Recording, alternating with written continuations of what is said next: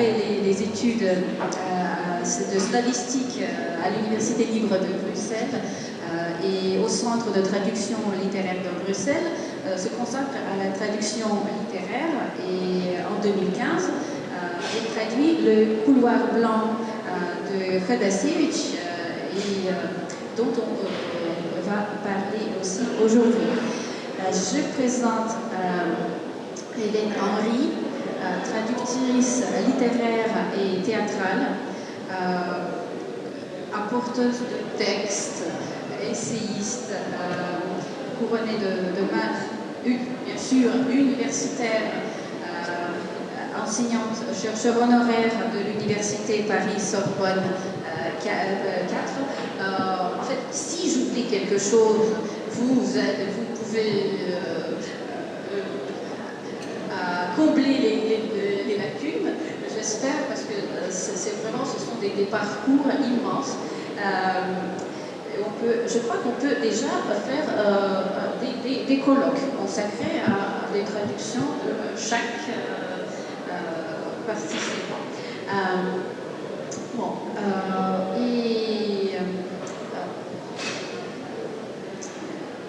Et puis, j'introduis Véronique Losky, professeure émérite, spécialiste de la langue russe, de la littérature russe du slavo, qui a traduit Marina Tsvetaneva et l'édition bilingue apparue en 2015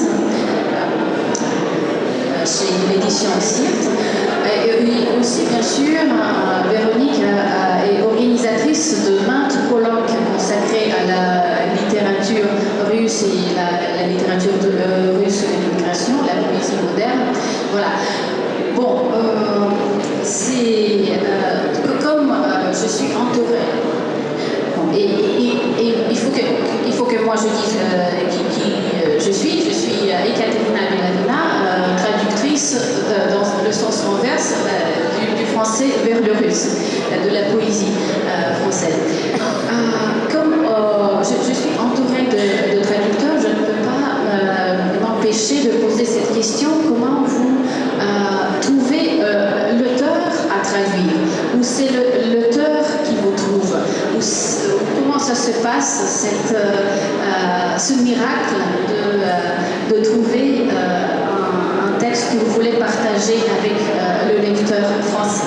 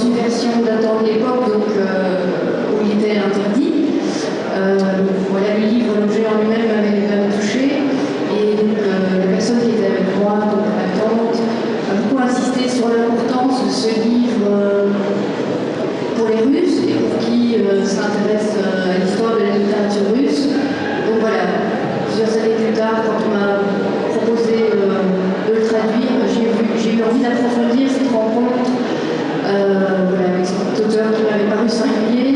Et les souvenirs me semblaient une façon royale voilà, de mieux le rencontrer.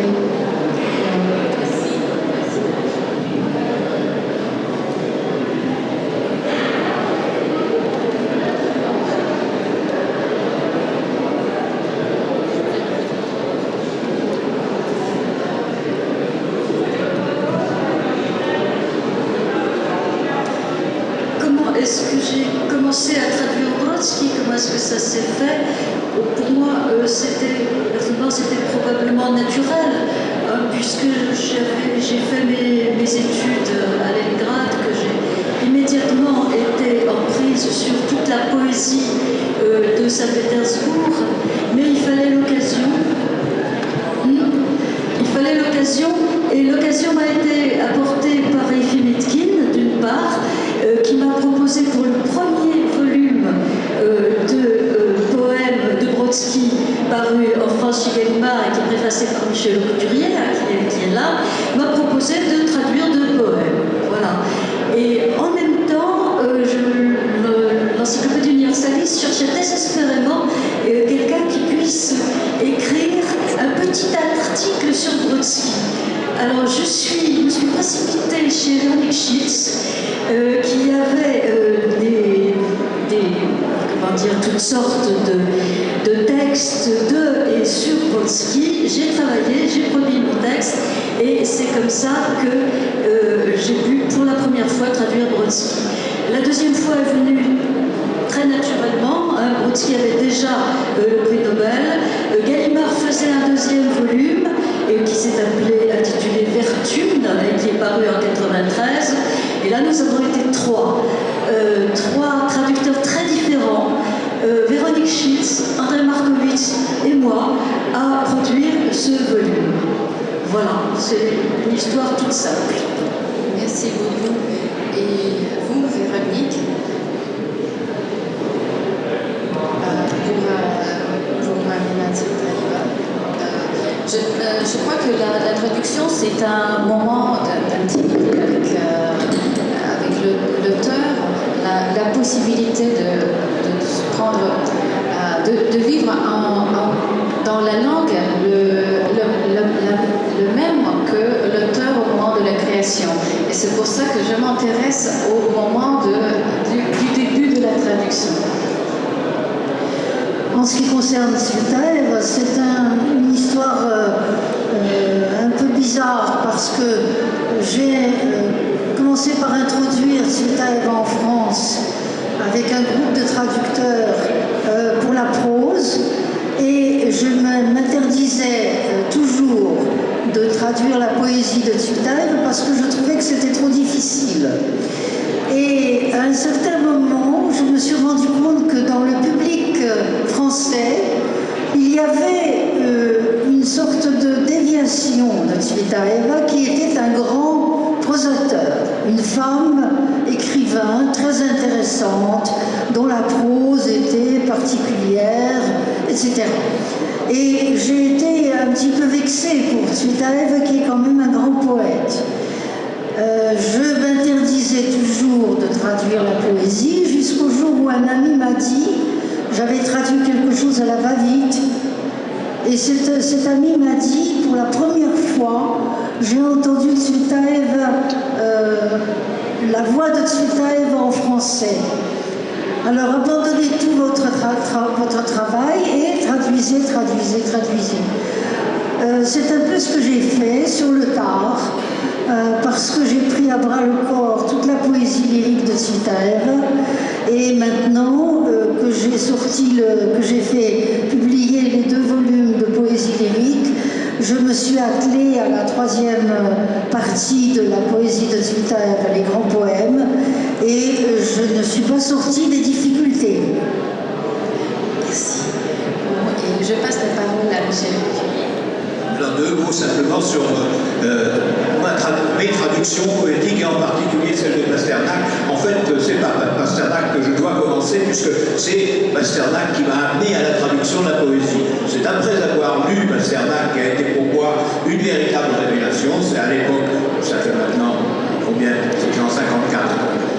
ça fait un demi-siècle que j'ai lu pour la première fois Pasternak, c'est Stravojevich, et ça a été pour moi la révélation, non pas simplement d'un poète, mais de la poésie, parce que je n'avais jamais eu autant le sentiment de la poésie, même en lisant la poésie française que j'aimais, qu'en lisant Pasternak. Et c'est un peu le plaisir que j'éprouvais en lisant Pasternak que j'ai essayé de transmettre aux lecteurs français en le traduisant. Mais évidemment, il y avait une grosse difficulté qui tenait au fait que la versification française s'est beaucoup écartée des principes de base de la versification rythmée régulière qui étaient encore ceux de Pasternak. Et le plaisir que j'avais à lire Pasternak en russe provenait en partie de cette espèce de sentiment d'identité de la sensation avec la forme d'expression, la forme poétique. Et donc, pour traduire cette impression que j'avais de Pasternak, il m'a semblé indispensable de prendre aussi cette espèce de sensation de la forme. D'où j'ai adopté un principe qui est relativement rare de nos jours chez les traducteurs français, c'est-à-dire la traduction métrique, d'essayer de transposer dans la versification française les principes que Pasternak adoptait pour la versification, qui sont au fond les principes classiques de la versification russe, simplement un peu émancipés depuis le début du siècle. Et évidemment, ça crée une espèce de disparate parce que ces principes que j'adoptais pour la versification française, pour la plupart des lecteurs, paraissent périmés. On a l'impression, en lisant ces traductions de Pasternak, comme quand on lit des traductions en vers réguliers, de lire la poésie d'un autre siècle, de lire une poésie qui n'est pas la poésie contemporaine. Ça ne m'a pas empêché de persévérer dans cette voie, et donc c'est ce que j'ai fait en traduisant Pasternak. Et ensuite, j'ai adopté les mêmes principes, à peu près les mêmes, pour traduire Mandelstam. J'ai traduit un volume entier de Mandelstam, Tristia, en suivant les mêmes principes, les mêmes principes de régularité métrique, y compris la rime, etc. Et ensuite, quand je me suis mis, quand on m'a proposé de traduire Brodsky, au départ, j'étais très réticent parce que précisément, Brodsky, bien que lui aussi, j'aurais peut-être l'occasion de leur dire, adopte les principes de base de la versification russe, c'est-à-dire la régularité métrique, la régularité de l'accent, et d'autre part la rime, qui est chez lui un principe très fondamental, très essentiel, c'est quand même, il a quand même énormément émancipé cette forme poétique en se rapprochant beaucoup de la langue française. Et ça me paraissait évidemment très difficile à rendre. J'ai traduit un peu de Brodsky, mais pas beaucoup, je n'ai pas beaucoup persévéré à cette fois. Merci. Donc là, nous avons la question de la forme, de la forme poétique, la charpente sonore. Est-ce qu'on peut dire que la voix d'un poète change quand il change de pays, de culture, de lecteur à qui il s'adresse? Est-ce que vous l'avez senti que ce changement de voix poétique des poètes que vous avez traduits et aussi une question de réception. Est-ce que quand vous traduisez, vous visez le lecteur, vous le visualisez, vous écrivez pour lui plaire?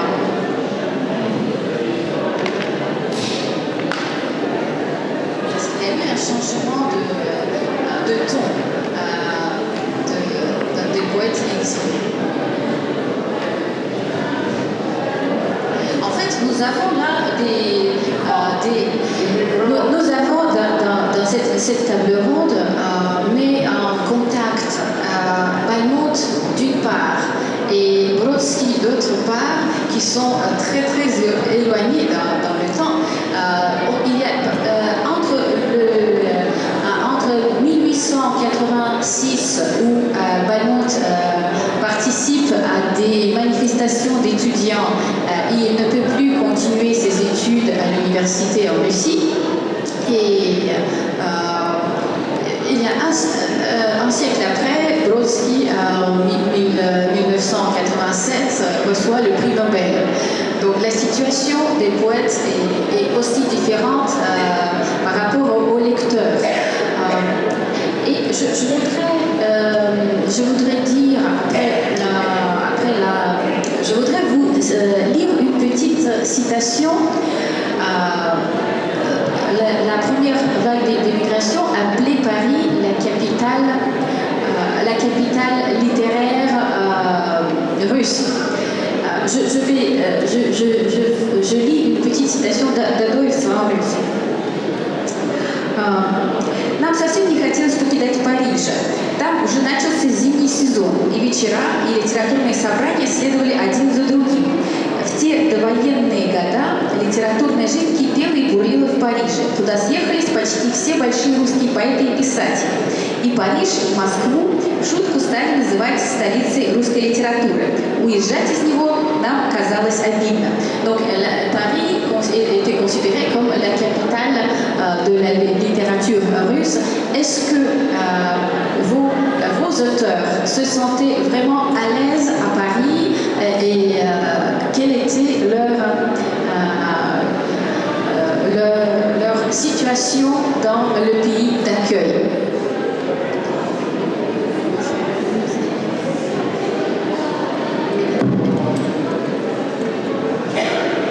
Pour ma part, je dirais au sujet de Tsvetaev que quelque part Paris n'existait pour elle que dans son imagination.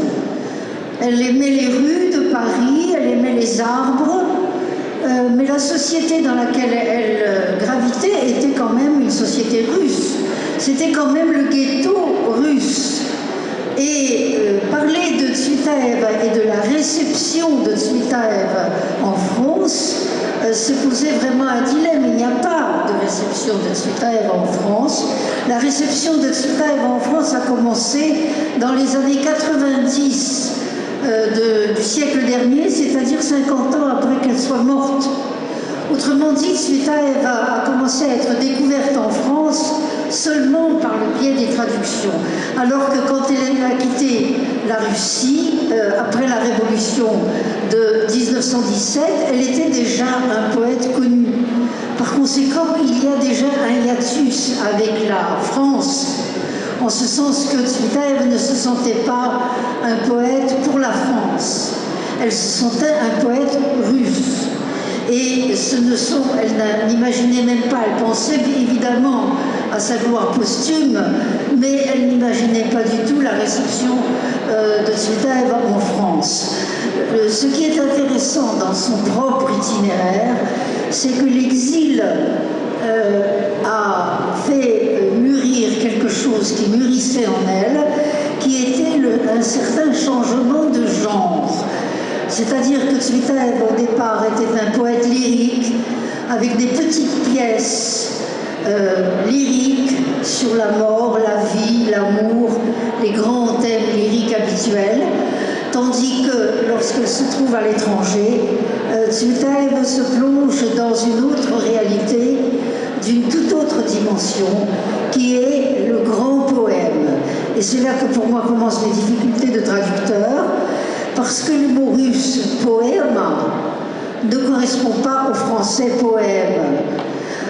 Pour dire en français « poème », il faut dire soit poème épique, soit poème lyrique, soit grand poème, soit long poème, n'importe quoi. C'est-à-dire quelque chose qui ne correspond pas au mot « poème ». Donc, il y a déjà une première difficulté. Ce n'est pas la seule.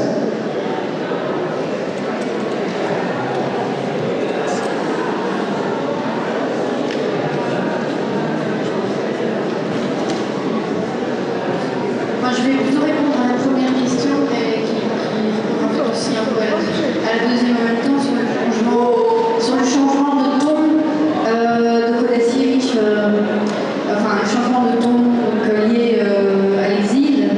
Mais en fait, chez Kodasievitch, c'est assez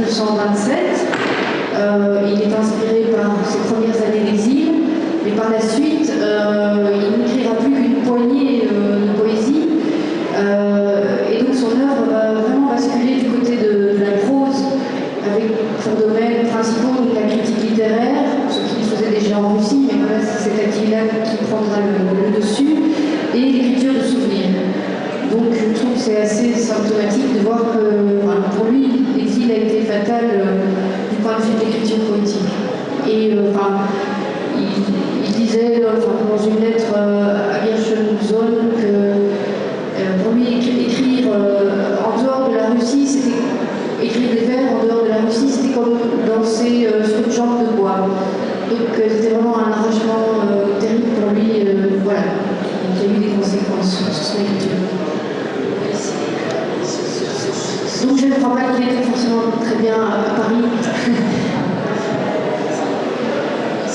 C'est quand même c'est exceptionnel, ce voyage à deux est quelque part exceptionnel. Je crois que parmi les autres participants, vous ne pouvez pas confirmer cette sensation de Paris littéraire, festif.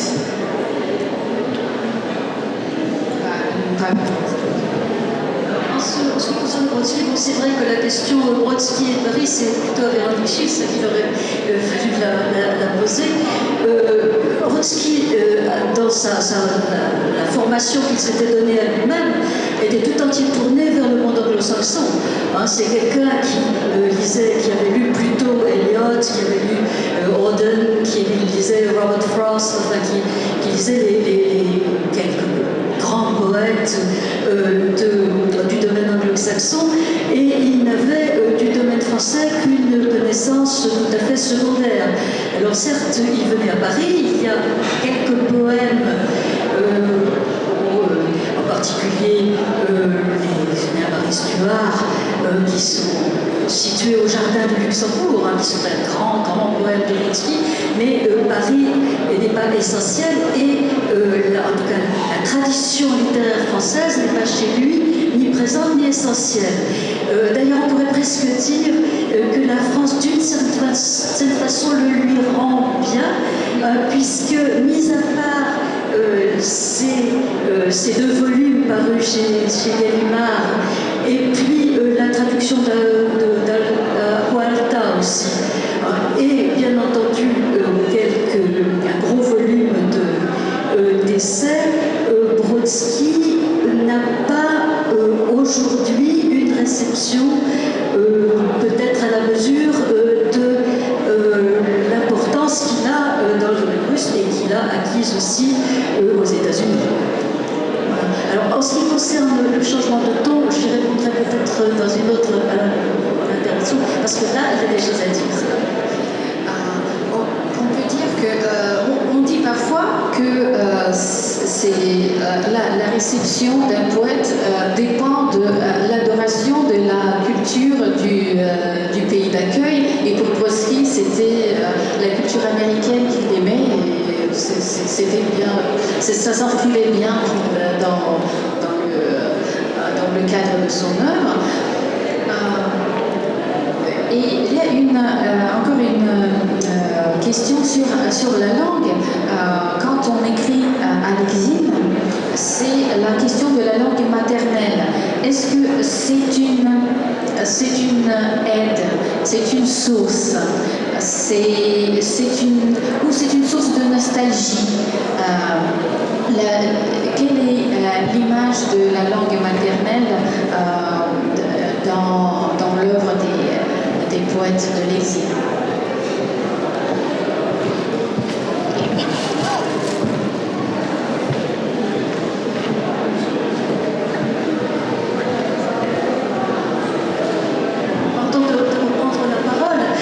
En ce qui concerne Brodsky, j'aurais envie de dire deux choses. D'abord que la puissance verbale qui était en lui et qui avait pris sa source en Union soviétique, dans le Leningrad de sa jeunesse, était intarissable. C'était quelqu'un qui avait probablement une espèce de puissance poétique exceptionnelle parmi les poètes récents, je veux dire. Par ailleurs, Brodsky savait parfaitement l'anglais et il a choisi l'anglais pour s'exprimer en prose. Et il y a toute une œuvre d'essais de Brodsky qui sont écrits en prose. Lorsqu'il a essayé d'écrire de la poésie en anglais, quand il a essayé de s'auto-traduire vers l'anglais, le résultat n'a convaincu personne. Ça se discute, bien entendu, hein, mais sauf les recueils écrits en anglais de Brodsky n'ont pas la puissance de tous les très très grands recueils publiés chez Ann Arbor après son émigration en 1972 et qui sont l'un après l'autre des chefs-d'œuvre de poésie. Merci.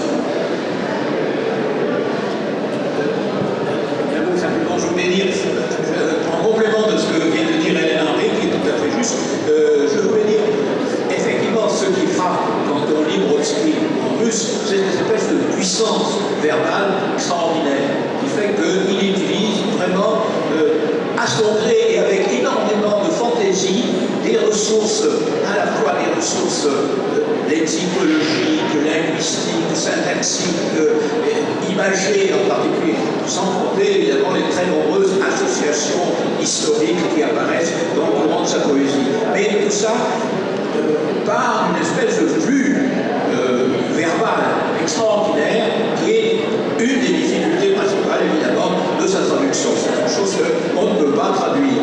De mon côté, je me suis limité à la traduction d'un certain nombre de courts poètes où cette espèce de flux ne joue pas le même rôle. Voilà ce que je voulais dire. Et alors, encore une chose que je voudrais ajouter à propos d'un autre poète, Balmont.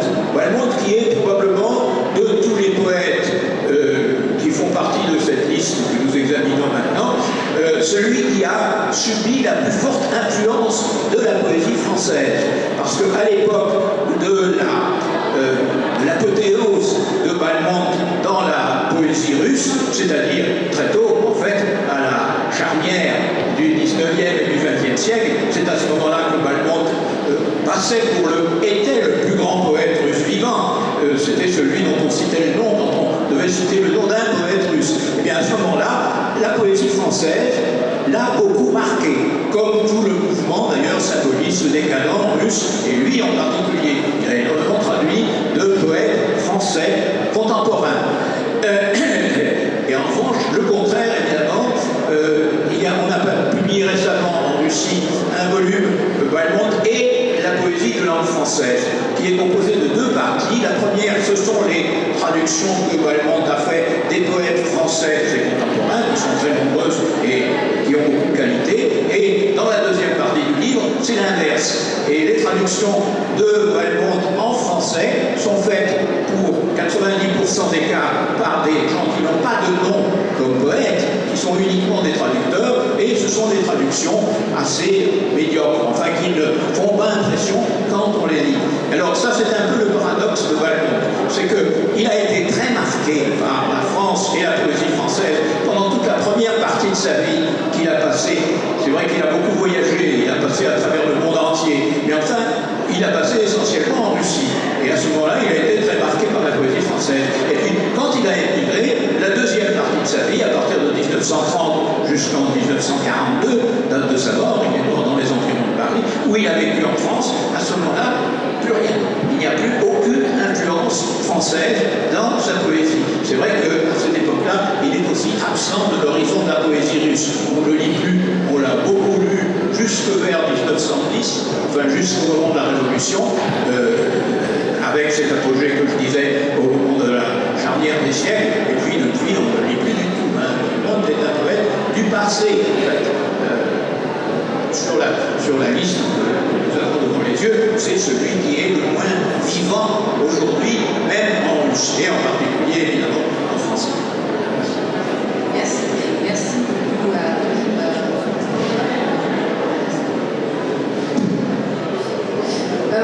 Juste un petit mot du rapport à la langue russe. Donc, Gilles Kolasik, il a un rapport extrêmement fort à la langue russe, d'autant plus fort qu'en fait il n'était pas tout à fait russe, il avait des origines polonaises, lituaniennes, enfin voilà, c'était un petit peu complexe au niveau de ses parents. Et donc il a vraiment adopté la langue russe, il en a fait sa patrie, il le dit d'ailleurs dans un poème. Et la langue russe, pour lui, c'est la langue de Pouchkine. Donc voilà, dans un autre petit extrait, il dit qu'au moment de son exil, il emporte sa Russie avec lui. Et en fait, sa Russie, ce sont les œuvres complètes